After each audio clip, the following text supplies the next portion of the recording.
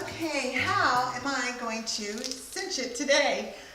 Here's my little cinch it. So I have a cute outfit on. I love this outfit. It's a lot of fun, kind of retro. Just like my girls. Have you noticed my girls on my packaging? My little pop art girls. So this outfit clearly does not need to be cinched in for a better fit. It's pretty darn fitted. But let's add a little pizzazz to it. So I've already added one here. So I put one here, which is kind of different. I'm going to show you how I did that.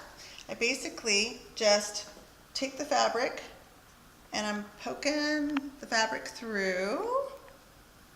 Okay, see, just a little bit, didn't need a lot. Can readjust. That's really cute. I mean, I didn't even really try to line it up, but it added a little something different. So I'm going to do another one. This is a 3 cinch it outfit. So I'm going to just take a spot, maybe on the sweater. Let's say I want to put it right there. I'm going to take the cinch it to that spot on the inside. And then I basically poke it through, okay? Just poking it through the cincher. I pull a bunch of it through. I pull it down and I readjust. Sometimes you have to pull a little bit of it out. But there you go. Now I have 3 little decorative things on a plain ordinary sweater. It's a lot of fun.